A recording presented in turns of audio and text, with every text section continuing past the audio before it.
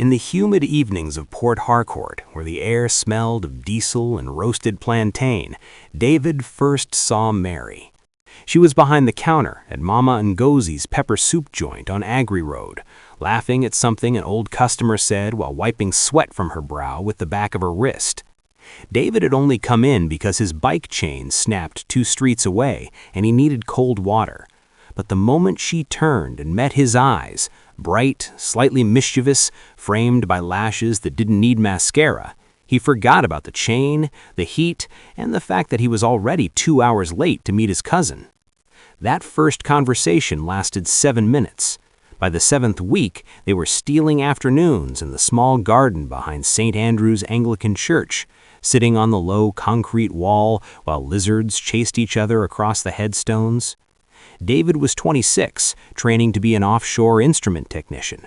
Mary was 23, the only daughter of a retired customs officer who still carried himself like he was inspecting containers at Oniport. They were happy in the reckless, breathless way people are when love arrives before money or permission. But happiness in Port Harcourt rarely travels alone. First obstacle, Mary's father, Chief Okoye, discovered the relationship through a nosy neighbor who saw them holding hands near the new mall. He summoned Mary home the same evening and gave her a single sentence. "If I hear that Hausa boy's name in this house again, pack 1 bag and leave forever." David wasn't Hausa, he was Igbo from Anambra. But to Chief Okoye, anyone who didn't speak Ekwere or have oil money in the family was that Hausa boy or that outsider. The label stuck. Second obstacle, David's company offered him a 6-month training stint in Aberdeen, Scotland. It came with a salary jump that could finally let him rent a proper flat instead of sharing with 3 cousins in Diobu. He begged Mary to wait. "I'll come back," he promised, holding both her hands under the mango tree behind her father's gate. "6 months is nothing. We'll start saving the moment I land the permanent position." Mary smiled the way people smile when they're already crying inside. 6 months can become forever when someone else is cooking your meals and washing your clothes. Third obstacle, while David was away, Mary's father arranged a meeting with the son of his old golf partner, a 31-year-old petroleum engineer named Chijioke, who drove a new GLE and already owned 2 plots in GRA Phase 2. Chijioke was polite, smelled of expensive cologne, and never once raised his voice. He was, in Chief Okoye's words, the kind of man who builds houses, not dreams. Mary said no 3 times. The 4th time, her father stopped asking and started threatening, first with silence, then with cutting off her school fees for the final year of her public health degree. David called every Sunday at 8 p.m. Nigerian time. The calls grew shorter. Mary's voice began to carry new weights, exhaustion, guilt, something that sounded dangerously close to resignation. Fourth obstacle, distance is cruel, but silence is worse. One Sunday, David's call went to voicemail. The next Sunday, the same. On the 3rd Sunday, Mary finally answered, voice so small he thought the network was breaking. "David, my father had a mild stroke last month. They say stress made it worse. He keeps saying if I marry Chijioke, he can die in peace." David felt the words land like wet cement in his chest. He asked the only question that mattered. "Do you love him?" A long pause. Then, softer than a whisper, "I love you, but love doesn't pay hospital bills. Love doesn't stop a man from crying every night because he thinks his only daughter hates him." The line crackled. Neither of them spoke for almost a minute.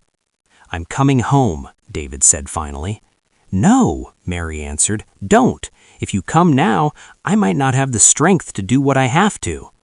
The call ended there. David finished the Aberdeen contract. He sent money home to his mother and younger sisters. He didn't date anyone else, though 2 Scottish girls and 1 Filipino colleague tried.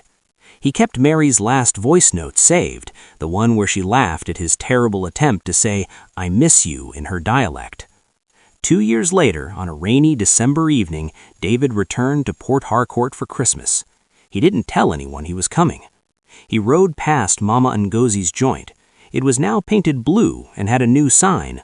Mary wasn't there. He rode past St. Andrew's. The mango tree had been cut down to make space for a new parish hall.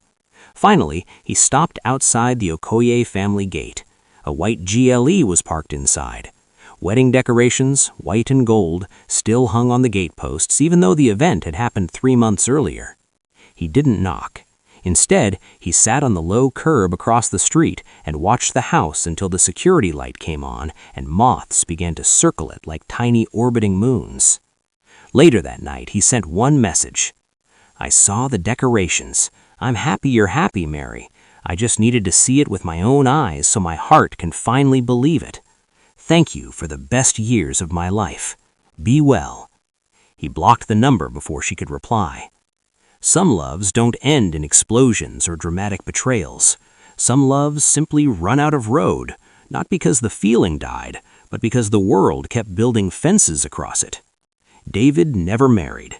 He became very good at fixing instruments on oil platforms, the kind of man people trusted with million-dollar equipment, but never asked about his weekends.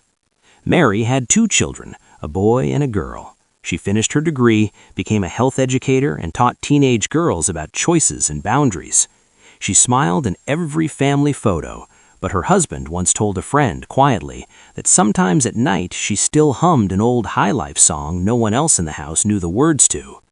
And somewhere between Aberdeen and Port Harcourt, between mango trees that no longer exist and white gates with wilting ribbons, a love story ended without a wedding. Not because they stopped loving, but because love sometimes is not enough to move mountains when the mountain has already decided where it wants to stand.